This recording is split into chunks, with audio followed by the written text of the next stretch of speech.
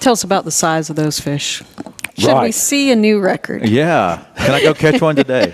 I was there, and I watched the Flintville hatchery staff put the state record, multiple state records, into the Hiawassee River. That's exciting. So, yeah, it really was. It really The was. race is on. Everybody's going to be going out there now. The award-winning Tennessee WildCast is on the air with the latest on hunting, fishing, boating, wildlife watching, and all things outdoors. Make welcome your host, drummer and outdoor expert novice, Jason Harmon. Hello, everybody, and welcome to this edition of Tennessee WildCast. We're glad you're tuning in. Thanks for watching and listening. We got a fun show for you today, and I'm excited to be in our Region 3 office in Crossville, Tennessee, with Miss Mimi Barnes and Travis Scott. It's going to be a fun show. We're talking all about trout. A lot of trout. Yeah. So speaking of trout, it's winter trout season right now. You can catch some trout, take them home, and enjoy them. A lot of stocking locations can be found on our website at tnwildlife.org. Tell us a little bit about that real quick, Travis, while we're on it. That's what gave us the idea for this episode. Is we were tossing around ideas, and it happens to be winter trout stocking season, and we've got trucks running all over the state delivering these fish, and a lot of those fish originate from our federal partners, either the Dale Hollow National Fish Hatchery or Irwin National Fish Hatchery. And so we thought that might be a good topic to discuss, is where all these fish come from and how we make that happen. Yep. 22 locations. 22 locations. Yes. Wow. In every region across the state. Yep. So that's going on right now. Check the website, tnwildlife.org. There's a lady there in the block. You can click on it. It says winter trout stockings and get that schedule. And remember to pick up your license. Go outdoorstennessee.com to do that so you're prepared to go. Also, don't forget shop.gooutdoorstennessee.com for all the latest gear that we've got out there. TWRA merch, if you're interested. We got hats, cups, buffs, things like that. So those are always fun. And we don't want to forget about our radio stations. We appreciate our radio stations out there helping us get the word out. Like we've talked about in the past, 22 or 3 or 4 different stations out there. The list is growing, but special shout out to our StoneCom partners there in Cookeville. We're pretty close to Cookeville today. WUCT Power 94, so 94.1. So we appreciate them, and it's always great to hear, maybe not hear me, but hear our folks that work for us out on the radio and getting the word out. So that's fun. Mimi, our Regional Outreach and Communications Coordinator, thank you for having us. Always happy to be on. It's always fun, always a fun show. Good to see you. Yeah. Welcome back to the region. We have great folks here. Yeah, we do. We do. It's always fun to come here. And Travis, we didn't mention it, but he's our Rivers and Streams manager here in the region. And we'll just kick off with that. Travis, tell us about yourself and what you do for the agency. I'm sure that title encompasses a lot of things. And Quite a few things, yes. I supervise work at the Tellico Hatchery. In addition, the management of cold water rivers and streams and warm water rivers and streams here in the region. And then we do a lot of work on some of our small impoundments at like state park lakes and some of our community lakes where we do some active management there to improve fisheries. And Travis hasn't only just worked for TWRA. Tell us a little bit about your background too, Travis. It's impressive. I started my career in Alaska at a salmon hatchery after graduating college and worked there for a couple of years, and then spent some time with environmental contractor, had some contracts with some power companies in the southeast where we did river and stream surveys for companies like Duke Power and TVA, looking at fishes there. And then from there got hired on with TWRA as a technician and spent a little time as a technician, some time as an officer, and then I've managed a couple of trout hatcheries. How many years with the agency? 23 now. Awesome. It doesn't look a day over 16. Young man, we appreciate you being on the show. Appreciate all the work you've done. I think that's Yes. cool stories to be out in Alaska too. I mean, that's awesome. Oh yeah, I bet yeah, that was it a was fun a great time. experience, and what I learned there has helped me a lot with some of the work I've done here in Tennessee. Yeah, that's why I mention it. You know, there's so much background for each of our employees. They bring so much to the table that helps our anglers across the state. So appreciate you, Travis. Thanks for being here. Yeah. Well, like we said, today's all about trout. We're going to cover all kinds of different species, and we got us a board behind us. The common fish Tennessee, the trout are the top 4 up there. How convenient! It is. But yeah, go ahead. It is. It's so detailed and there's so much science in it that we're going to dive deep today here with Travis, because he's chock full of information. And I want to kick it off, Travis, by talking a little bit about a multi-agency agreement signed between TWRA and other regions here recently. Will you tell us about that? That's going to give us a lot of background. Right. This was back in October where the agreement was re-signed, and it's an agreement between TVA, TWRA, the state of Georgia, and the U.S. Fish and Wildlife Service, and it provides funding to operate 3 federal hatcheries. 2 of those are in Tennessee, Dale Hollow National Fish Hatchery and Irwin National Fish Hatchery. And both of those entities provide a large number of fish for the state, and we'll talk about that later, just how impressive that is. But that agreement keeps those facilities functioning. There's a similar agreement with the Corps of Engineers to provide funding, and that's where most of these fish are going. They're going into water bodies managed by TVA and the Army Corps of Engineers. Well, I remember that we got to be there for the ceremonial release there back in October. That was fun, and we had Frank on. We talked about what that day was all about, and it was fun to be there and experience that. Right. It's great that they're bringing that partnership back and not letting it go. Yeah. Right. That originated in 2013 when there was a change in the federal funding, and some of those facilities were looking at the possibility of closure. And so at the time, Senator Lamar Alexander stepped in and worked out and brokered a deal for that original agreement, and then they've continued it ever since. And I think this latest iteration keeps them funded through 2024. So many more years of trout for Tennessee residents. That's fantastic. Yeah. It's such a great program. Travis, tell us, why did these federal hatcheries come about? How did they come into existence? Right. A lot of those fish go into areas below dams or above dams. All the dams that were created in Tennessee created environments that weren't historically here in Tennessee. You end up with a large reservoir, you end up with pockets of cold water in the depths of that reservoir, and when they release it through the dams, it's colder than they would typically exist naturally here in the state. And our native species didn't respond as well to those colder waters, but trout are a cold water species, and they do well in colder waters.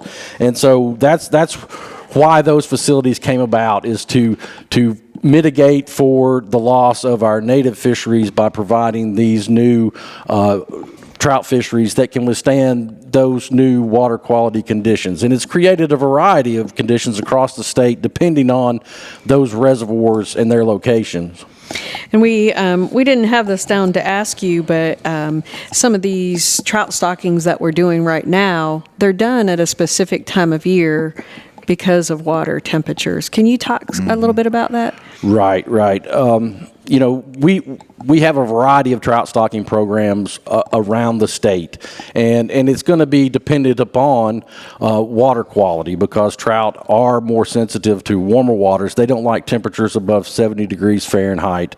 They got to have a high DO, dissolved oxygen levels in the water. Okay. As the water temperature warms up, those DO levels drop, and so we're looking for that. We're also looking for access for our anglers. We want them to be able to get to these fish. Sure. So we've got to put them in places where there's good access for the angling public. But we're also looking at things like, can these fish hold over? Is there a possibility of spawning? We look at a variety of things to try to create the best fishery possible in those different environments. And it varies from water body to water body depending on those situations. We have some unique challenges here with some of our tailwater, what we call tailwater fisheries. A tailwater fishery would be an area below a dam where they're releasing cold water from the depths. And we also have some reservoir fisheries. Some of these reservoirs will stratify, and so you'll have water like here locally, Parksville Reservoir, we stock some trout in there. Okay. And in the summer, the surface water is too warm for those trout. But we've done some water quality surveys, and you get down to that 45, 50-foot depth, you have a band of water, say 5-8 feet wide down at that depth, that is cold enough for those trout to survive and still has oxygen. Often what happens when you go deeper, it gets colder, but we lose the oxygen. All of the non-oxygenated water will sink to the bottom. And so there's this band in a lot of these reservoirs where trout can survive that other species aren't utilizing. Can people chase trout that time of year and those deeper depths? Can they fish that and catch fish? Certainly. That's we're going to talk about some lake trout later on, and that's the way a lot of people target those lake trout, is trolling on these reservoirs at deeper depths in the summer. Yeah. And they can pick those up on their graphs, or even just put downriggers and drop to the depth that they think that water temperature is going to be acceptable, and troll those lures around and catch those trout. Certainly. One more question on that. Does that affect the health of the fish? If somebody catches one that deep and brings it up to the warmer temperatures, should they keep it, or and now there's limits and restrictions on that? Certainly. There's going to be size limits. Right. Of course, I don't know if there'll be size limits on lake trout. I'll have to look. That's region 4. A good one. Good reason to put to check your fishing game. We've got 2 lake trout fisheries, and they're both in Region 4, Northeast Tennessee. Yeah. But yeah, there could be some issues, because if you're bringing them from those depths in the summer, those surface water temps could be too warm for them to make it back down to depth. So it certainly wouldn't be an issue to harvest those fish. And a lot of these places we do stock, we encourage people to harvest. They're oftentimes they may not necessarily survive, because at some point during the year, more than likely, we're going to have water quality conditions that aren't conducive to trout survival. So it doesn't harm to harvest some of those fish. And in places where there could be an impact, generally we're going to have some type of special regulation. We'll have a slot limit if we're seeing that fish can hold over from one year to the next and reach quality size. We'll protect them so that they can do that. Awesome. And then anglers have a better opportunity the following year. Exactly. Exactly. And I told you, chock full of information. He is, for sure. That's good stuff. Yeah. So tell us a little bit. Let's go back to the 2 national hatcheries that we have in Tennessee. Tell us, I know you have great information on them. Tell us about Dale Hollow and Irwin National Hatcheries. Certainly. I'm going to start with Irwin National Fish Hatchery. It's located in Northeast Tennessee in a town called Irwin, and it's in the mountains close to the North Carolina border. It was established in 1894, so obviously that's before dam construction, but this is not long after the rainbow trout, and that's their main job there, is producing rainbow trout eggs that they ship to hatcheries all over the country. And they started doing that in 1894, but rainbow trout were native to western North America, so they weren't native to the eastern part of the U.S., but as we moved west and discovered these trout, I think it was decided we would like to have some rainbow trout here. So that facility was created there. And the reason they chose there, there's a large spring. It produces over 1,000 gallons a minute of 55-degree water year-round. That's cool. Yeah. And so it's a great place to raise trout in Tennessee. The only trout native to Tennessee are brook trout, and they would have been in headwater streams, small streams in the mountains at higher elevations, usually above 2,500 feet. And they typically don't get very large. And so these rainbow trout, we'll get to generally larger sizes and are easy to raise in a hatchery environment. And so Irwin maintains at least 3 strains of rainbow trout there that spawn at different times of the year. They start spawning, I think, in August, and it continues all the way through into March time frame, where they're spawning different strains of fish to produce eggs. They'll keep those eggs there at the facility for a couple of weeks until they reach what's called eye-up stage, and that's where you can actually see the eye in the egg. Okay. At that point, those eggs are pretty resilient, and they're capable to ship them. Prior to that, they're very fragile, and any handling will potentially kill them. So once they reach eye-up, they can be packaged in containers without water. Generally, they're placed in a moist cloth and wrapped. There'll be some ice in that cooler box to ship all over the country. Are they seeing this eye up, and so they're seeing all this go on? Yes. They have Taking me out of the water. No. when they spawn the fish. Of course, they've got to mix the eggs from the female with the milk from the males, and that causes fertilization. You'll have fertilization. Those eggs then go into clear incubator jars, and so there'll be water flow going through those jars, kind of slowly bubbling through. You want to keep those eggs kind of in a slow movement, slow rolling, they call it, inside those jars. And they'll monitor them, and they'll be able to see when they reach that eye up stage, and then they can package them and send it to wherever they have requests. Awesome. Wow. That's crazy. That's It cool. is. And you may have this on your list to talk about later, but we talked before we started, you were mentioning the economic impact of some of these hatcheries. What's Irwin? Irwin really impacts that community, huh? It does. It does. Not only that community, but really communities all over the state. That's true, yeah. Or all over the country, because eggs produced there could be shipped to California, Montana, the same eggs that we receive. And that's where Dale Hollow gets a number of their eggs from, that federal hatchery system, and Irwin specifically. Okay. Our Buffalo Springs State Hatchery gets a lot of their eggs from Irwin. Okay. And that starts the process. And of course, Buffalo Springs raises fingerling fish to send to Irwin State Hatchery. So all of our hatcheries are fairly well connected to this federal hatchery system, and that's what we wanted to focus on today, is just how important that partnership is with these federal facilities and this agreement to keep all of this functioning. Yeah, I keep saying it doesn't seem like we'd have trout anglers in Tennessee without these two hatcheries. They're an important part of it. They together, over half the trout stocked in the state come from Dale Hollow, but the eggs have impacts even further than that, because of our other state hatcheries utilizing those egg resources from Irwin. So you've told us about Irwin, and by the way, that year-round 55-degree water, that's pretty amazing. It is. I hope it keeps going. Tell us about Dale Hollow National Fish Hatchery.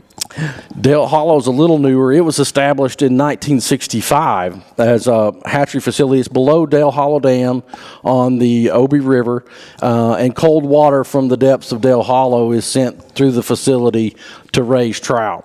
And they raise rainbow trout, brook trout, brown trout, lake trout, and now this year, it's the first year we stocked them. They've had them there longer than this, but cutthroat trout. And so, Pretty cool. So they get eggs from the federal hatchery system from all over the country. So a lot of them from Irwin, and they get them as they're eyed. They're shipped to Dale Hollow, and they'll put them in their hatching battery inside the hatchery facility, and those eggs hatch, and then they have.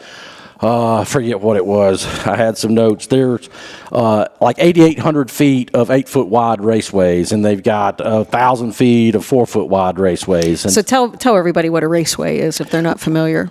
Sure. Drag strip. No, they're concrete troughs essentially. They'll be generally, the water level will be around 2.5 feet deep. They're usually serial raceways where one flows into the next. So it's going to be a concrete trough, 8 foot wide, total about 4 feet deep. The water level will be in that 2.5 to 3, and it flows down the length of their facility. They'll probably have 8 or 10 of these raceways in a row flowing from one to the next down through there. And so that water, it's a serial reuse. That water is used over and over as it passes through the facility and then out at the end. And the terminus would be at the end of the hatchery. That water goes through a settling pond and then down what they call Hatchery Creek into the Obi River. Wow. Okay. And Dale Hollow stocks that Hatchery Creek as well. There's a campground there. It's a core facility. There's a campground. Very popular. Very popular. And so they make sure to put some fish in that creek as well as the tailwater there below the dam. They'll stock. Awesome. I think I've heard a lot of great things about that camping area there. It's a popular area. Oh yeah, Hard to get on the list there. it is. So you mentioned cutthroat. So go back to that production that takes place. Right. TWRA raised and stocked cutthroat. It's probably been 60 years since we did any of that. It was in the 50s or 60s where there was a lot of experimentation with different things. At one time, we stocked some salmon in the state. And so there's been different experiments over the years to see what would work and wouldn't work. The cutthroat at the time didn't fare very well. We do have a state record cutthroat trout, which is currently at 6 ounces. Oh. It's not very big. Whopping 6 ounces. But those fish didn't persist in any of our systems. We had the opportunity to get some surplus fish to stock a few years ago from a bordering state. And then that brought about this discussion. Do we want to do that? And so instead of taking those fish, we began this discussion. Would we like to stock cutthroat again, try it again in different locations? We had conversations with Dale Hollow to see if they would be capable to help us with that. Of course, you've got to find a source for the eggs in the federal system. And then Dale Hollow was willing to work with us. And so we had meetings to see if that's what we wanted to do, talked about the places we would like to use those, potential impacts of stocking these fish. Because at the end of the day, the rainbow trout, the brown trout we stock, even the brook trout, they're a different strain than what we find here native. Lake trout, none of those species are native to the state, and neither are cutthroat. And so this would be in addition to that. But we want to have those discussions and make sure we, as an agency, feel like we're doing the right thing for our anglers and for the resource. Right. And so it was decided that, sure, we could try it. Dale Hollow was willing to work with us on that. And so you've got to start that process then of where do those eggs come from. Obviously, it's going to be a brood facility. So there's a place, another hatchery across the country that has brood fish on site and can produce the number of eggs that Dale Hollow is requesting. They get those odd eggs, they hatch them, they grow them. It's a long process. It's going to take 1.5 to 2 years to get that egg from hatch up to the size you want to stock. And even with the cutthroats, what we ran into is the production wasn't exactly what we hoped. We didn't get the growth we wanted. So we ran into a situation where Dale Hollow needed the space in their raceways. We didn't feel like the fish were ready to go yet, not quite as big as we were hoping. So we shipped those fish to Flintville Hatchery. Okay. And they held them for several more months and were able to get some more size on them. Dale Hollow has some limitations because of their water temp. It stays colder than a lot of our other facilities. Most of our state facilities are spring-fed hatcheries, and you have that constant water temp we were talking about at Irwin. And that mid to upper 50s is an ideal temperature to get growth on trout. You can, fed properly, you can get 1 inch of growth a month easily. Dale Hollow sees temperatures in the upper 40s, maybe low 50s. And so their growth rate is much slower there because of those water temps. Yeah. And so Flintville was willing and had the space and held those fish a little bit longer. And then we've been able to put them. We ended up with a number of fish that we settled on 3 tailwaters. We ended up with Boone tailwater, the Hiwassee River, which is a tailwater for the Appalachian powerhouse. It's on the Hiwassee River. And then Tim's Ford tailwater. Okay. As of today, mid-January, Boone and Hiwassee have been stocked. Tim's Ford has not been stocked yet. They're still holding those fish at Flintville. Tell us about the size of those fish. Should we Right. see a new record? Yeah. Can I go catch one today? I was there, and I watched the Flintville hatchery staff put the state record, multiple state records, into the Hiwassee River. That's exciting. So, yeah, it really was. It really The was. race is on. Everybody's going to be going out there now. I tried to hook up my own state record and toss it in on the reel so I could, but we didn't do that.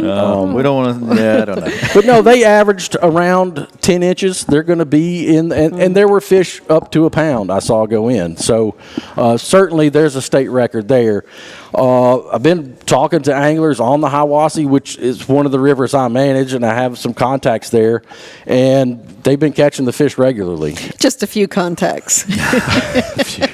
But we weren't trying to be mean. We really thought it would be it's such a unique fishery. Those fish were all stocked in the delayed harvest section of the Hiwassee River. So currently, if you were to catch one, it wouldn't be legal to harvest and take that through that state record process. So I'm waiting for March 1st when it's no longer delayed harvest, and I expect my phone to be ringing off the hook with everyone holding the new state record cut. So get ready, March 1st. So that list will just keep going. There's a few things that I want to mention that Travis shared with me this morning. So this is from Dale Hollow National Fish Hatchery. They did some studies through the years to see what their impact is, and the total economic output for trout production at Dale Hollow is $78.8 million every year. And that economic return is $88.76, so $88.76 cents for every tax dollar spent at that hatchery. Wow. I think that's important to know, that we try so hard to be frugal and respectful with the monies of the state, and support our hunters and anglers out there through being frugal. So does the National Hatcheries. Irwin, the resulting economic impact was well over 3,000 jobs and a total economic output of nearly $300 million. Wow. So there's some great numbers, great people working to ensure that we're respectful with money. Great science goes into it to ensure that we're putting fish in locations where they're going to be successful, and therefore our anglers have a good, successful. Certainly. There's one other thing I want to make sure you mentioned, and that's how many trout are provided annually from Dale Hollow. Right. Over 1 million trout are stocked from Dale Hollow into Tennessee waters, and it's going to be somewhere in the 250,000 pounds of trout, and it varies in size. Most of their fish are in that 9 to 10 inch range, but there are some waters where we see some fish grow, and so we'll stock fingerlings because they're less expensive to produce the fingerlings, but we can still get some growth out of those in the natural environment, and it saves money in the long run, but we're still able to produce larger fish for fisheries where we may not be able to get that growth. But over 1 million fish, well over half of the trout stocked in Tennessee come from Dale Hollow. That's amazing. So thanks, Dale Hollow. Yeah. Thanks, Irwin. We appreciate you. And then one last thing before we wind up our time. Oh, go ahead. If I could mention Irwin, too. Yeah. Since they're a egg producing facility, they've got to have large fish to produce those eggs to spawn. But they like to change the genetics. And so every 4 years, they're getting rid of their old brood fish because they've been raising new brood fish. And so in agreement with them, we've been able to stock these nice, large 2.5, 3 pound brood fish in waters all over the state as well. Awesome. Yeah. Very cool. That's There's so much going on. There is. What did you want to add real fast? Anything? Well, we'll get to it in another show. How about we do another one with Travis, and we'll cover trout for 2 weeks on WildCast. I think How's that's that sound? fantastic. I think it's the time of year. I think we got plenty of more things we could talk about. Our lists are growing here, so let's do that. I also want to say, how about we do some shows at Irwin and Dale Hollow? So let's get that on the calendar. Certainly. That would be cool to see those facilities and see that where that water comes from, and then different things like that. I mean, that'd be awesome. And real quick, can people visit Dale Hollow and Irwin? Yes. They both have visitor facilities there and are well kept, and they each have their respective websites to get more information about that. Yes. Yeah, do that's that. important. Make sure you check the COVID restrictions just in case Certainly. they're not letting people come by. But yeah, that'd be cool to go visit and check those out. Yeah, Dale Hollow usually has some fish inside even that they use to teach with at the big tanks when you walk in. It's a pretty cool facility. Awesome. Well, Travis, I appreciate it. A lot of good information. We're going to keep going. We're going to do another show. And Mimi, thank you. My pleasure. Yeah, thank you a lot of for fun. having us. Great information. All right, this is Tennessee WildCast. Remember, visit tnwildlife.org for everything Tennessee wildlife, and we'll see you next time. Thanks for tuning in. Stay connected with TWRA by visiting our website at tnwildlife.org and follow us on Facebook, Twitter, and Instagram. Hey, it's all about Tennessee wildlife. It's what we do. Tennessee WildCast will be on the air again next week. We'll see you then.